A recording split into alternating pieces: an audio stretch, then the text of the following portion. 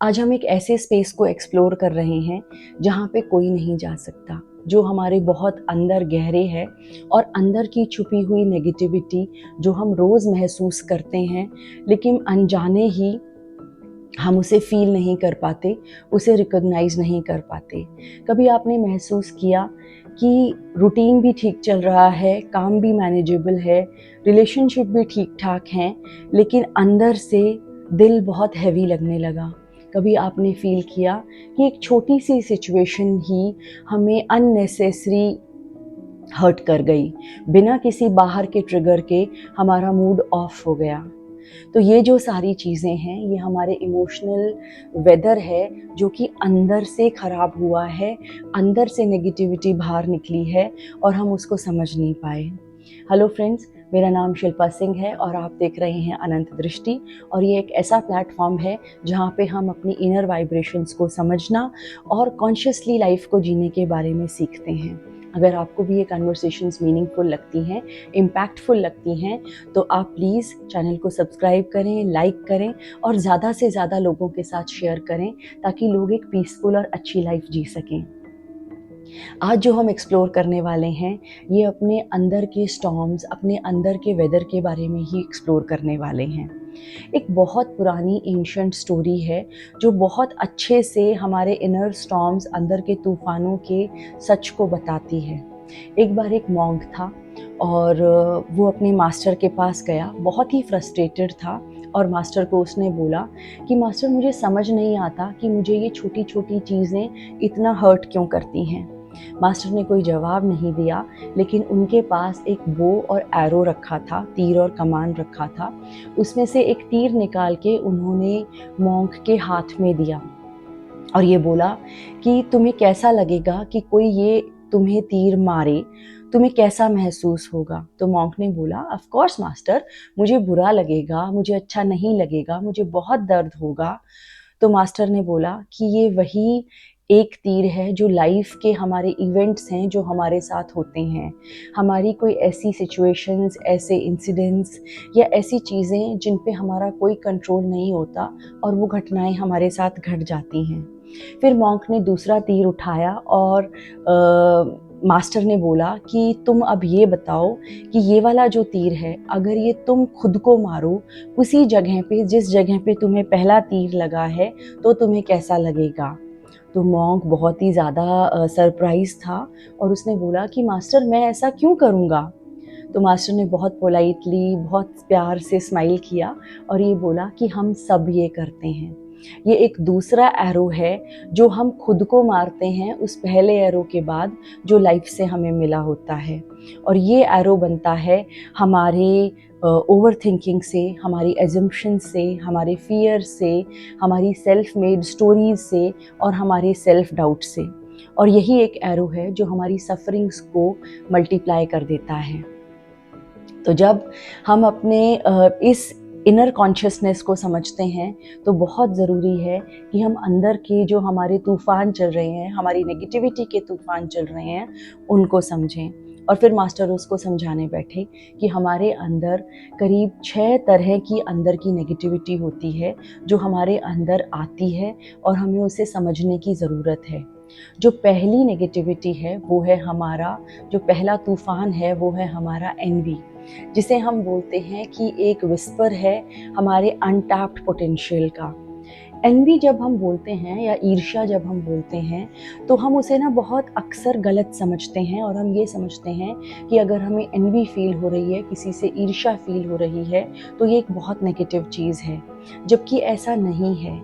N V अक्सर हमारे अंदर की जो फीलिंग्स हैं, या हमें ऐसे लगता है कि जब हम किसी को देखते हैं, हम किसी की अचीवमेंट सुनते हैं, हम किसी की सक्सेस सुनते हैं, हम किसी का प्रमोशन सुनते हैं, तो हमें अंदर ना एक छोटा सा पिंच होता है। और वो पिंच एक बहुत डीप मैसेज है, वो पिंच एक ऐसी इन्फॉर्मेशन है जो हमारे अंदर से हमारे अंदर मैसेज आया है कि कुछ कुछ ऐसा है जो मैं भी हो सकता हूँ, मैं भी ये अचीव कर सकता हूँ। उसको हम कहते हैं एनवी। तो अगर हम एनवी को बिना किसी शेम के देखें तो ये एक बहुत ब्यूटीफुल फीलिंग है, जो हमारा इनर कॉलिंग से मैसेज आया है कि मैं भी बेटर हो सकता हूँ, और ये हमारी ग्रोथ को एक डायरेक्शन देता है। जो दूसरा स्टॉर्म है, जो दूसरी आंधी है, वो हमारा है कंपैरिजन। और जो कंपैरिजन है, ये एक साइलेंट हाईजैकर है हमारी पीस का। इसे पता भी नहीं चलता और हमें फील भी नहीं होता, और ये चुपचाप से बिना शोर किए हमारी खुशी को चुरा ले जाता है।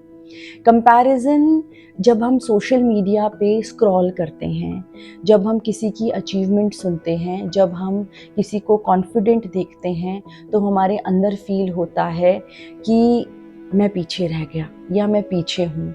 ये आपको कन्विंस करता है कि आप इनएडिक्वेट हो, कि आप स्लो हो। और सच ये है कि हम अपनी इनर जर्नी को किसी और की आउटर हाइलाइटेड रील से कंपेयर कर रहे होते हैं। हर एक जो सोल होती है उसका अपना पेस होता है किसी भी चीज़ को समझने का, अपने लाइफ के लेसन्स को सीखने का।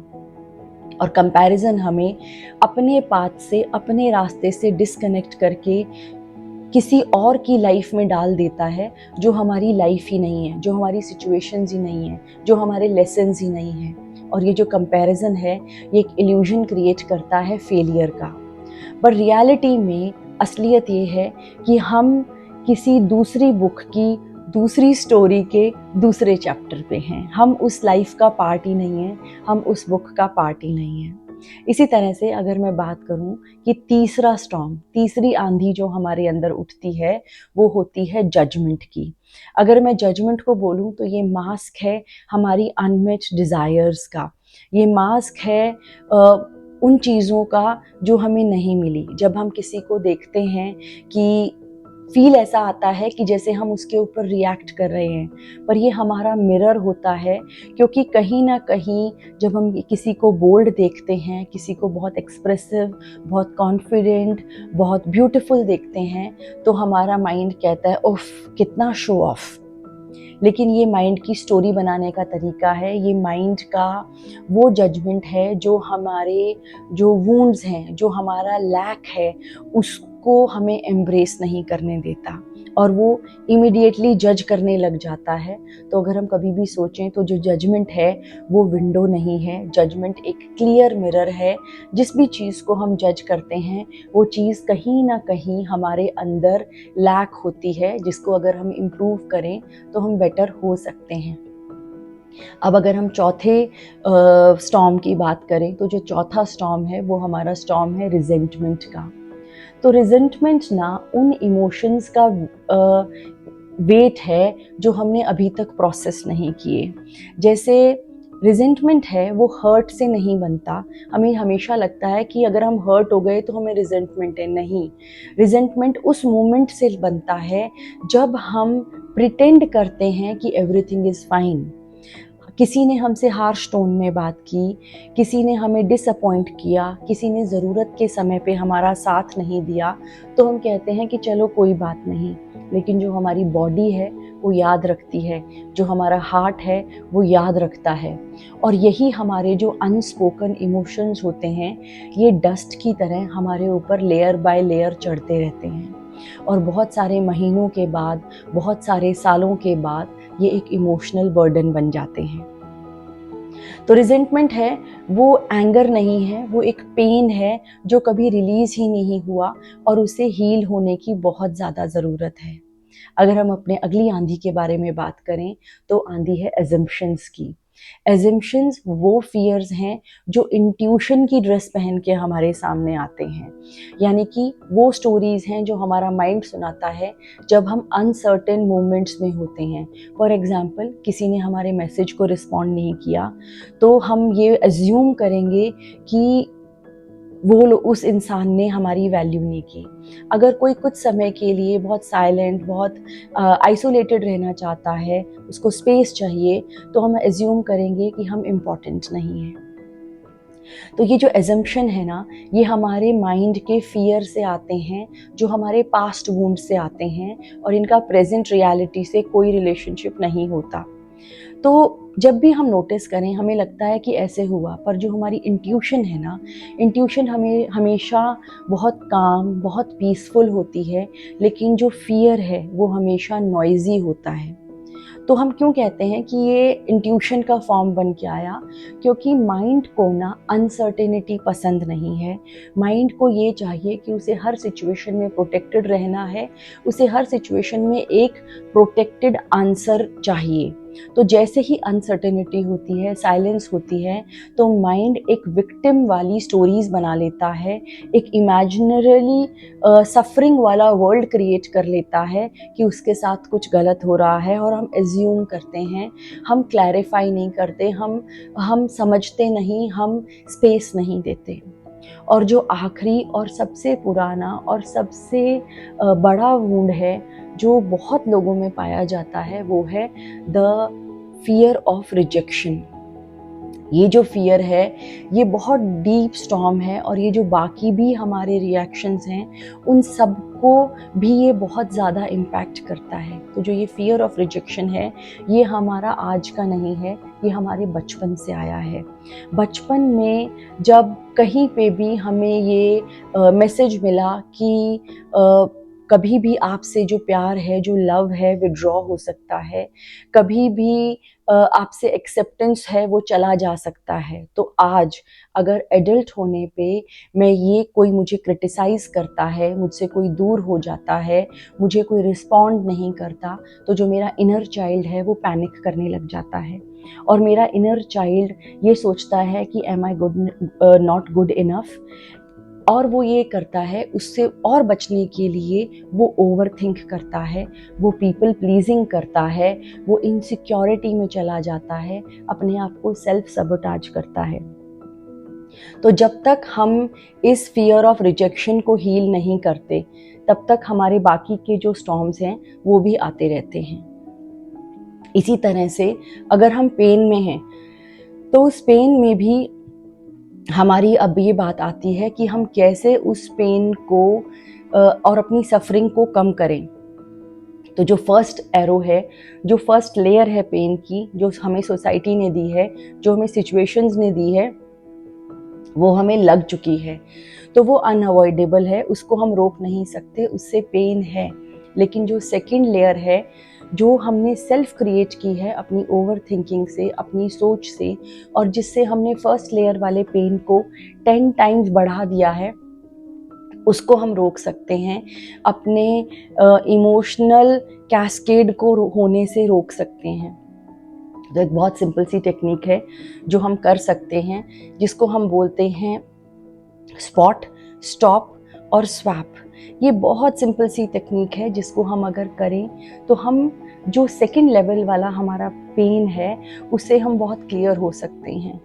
तो जो ट्रांसफॉर्मेशन किसी भी इंसान में आता है ना, वो अपने इमोशंस को कंट्रोल करने से या अपने इमोशंस को निग्लेक्ट करने से नहीं आता। ट्रांसफॉर्मेशन हमेशा आता है जब हम अपने इमोशंस को राइट डायरेक्शन देते हैं और राइट रिस्पॉन्स चूज़ करते हैं। तो करना क्या है, सबसे पहले हमें स्पॉट करना है। जब भी हम कोई कन्वर्सेशंस करें, जब भी हम सोशल मीडिया स्क्रॉल करें, जब भी हम किसी आर्ग्यूमेंट में हो, कोई भी एंग्जाइटी फील हो, तो हमें अपने इमोशंस को नाम देना है, नोटिस करना है। That I am noticing envy, I am noticing comparison, I am noticing judgement. तो उससे क्या होगा, जब हमने अपने इमोशन को नाम दे दिया तो हम अपनी आइडेंटिटी क्रिएट नहीं करेंगे और एक डिस्टेंस क्रिएट हो जाएगा मुझ में और उस पर्टिकुलर इमोशन में। दूसरा स्टेप है कि स्टॉप। तो वो जो पेन धीरे धीरे स्पाइरल बन के बढ़ रहा है, उस पेन को मुझे वहीं पे स्पॉट कर देना है, स्टॉप कर देना है। तो वो हम कैसे करेंगे कि हम एक 3 सेकंड का पॉज लेंगे, और 3 सेकंड के पॉज में हम एक बड़ा सा, लंबा सा, लॉन्ग सा ब्रेथ लेंगे। हम अपने जॉज को अनक्लिच करेंगे, हम अपनी हार्ट बीट को फील करेंगे, हम अपने शोल्डर्स को रिलैक्स करेंगे। और वो जो 3 सेकंड का रिस्पॉन्स टाइम होगा वो हमें एक नया व्यू देगा अपने रिस्पॉन्सेस को पॉजिटिवली चूज़ करने के लिए, अपने रिप्लाई को प्रिपेयर करने के लिए, अपने आर्ग्यूमेंट्स को एक पॉजिटिव शेप देने के लिए हम फ्री हो पाएंगे उस मोमेंट पे। और आखिरी स्टेप है कि स्वैप, कि हमारे जो ऑटोमेटिक रिएक्शंस अभी तक आ रहे थे उनको हम एक कामली और पॉजिटिवली रिस्पॉन्स करेंगे, जो हमारे क्लियर हेड से आएंगे, जो हमारे कंपैशन से आएंगे, जो हमारे सच से, हमारे ट्रूथ से आएंगे। और उसके बाद हम अपने रिस्पॉन्सेस को चूज़ करके उस तरह से रिप्लाई करेंगे। अगर इसका मैं बोलूँ कि हमें डेली प्रैक्टिस क्या करना है, तो रोज़ सुबह जब हम उठें तो अपने दिल पे हाथ रखें और बोलें कि today I choose peace over chaos, today I choose awareness over reaction.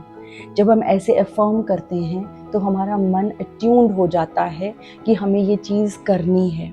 और फिर दिन में जब हमारे पास ट्रिगर आए तो हम अपनी टेक्निक यूज़ करेंगे, जहाँ पे हम उस एंग्जाइटी को सबसे पहले स्पॉट करेंगे, फिर उसको स्टॉप करेंगे और फाइनली हम उसे एक पॉजिटिव इमोशन से स्वैप कर देंगे। और शाम के टाइम जब हम सोने लगें उस समय पे हमें रिफ्लेक्ट करना है कि आज मैंने क्या फील किया, आज मैंने कब वो टूल यूज़ किया और आज मैंने कौन से इमोशन को रिलीज़ किया।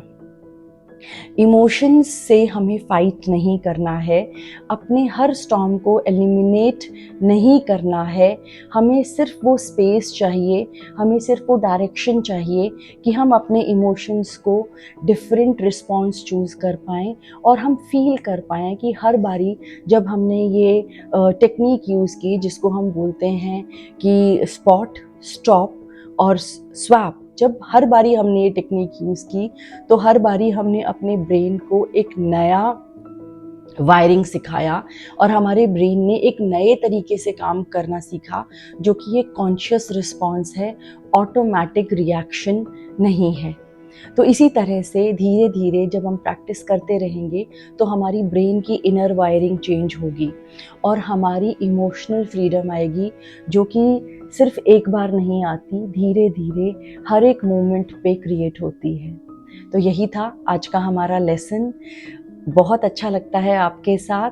प्लीज़ कमेंट करिए, अपने फीडबैक दीजिए और तब तक until then stay peaceful, stay calm and stay aware. Thank you so much.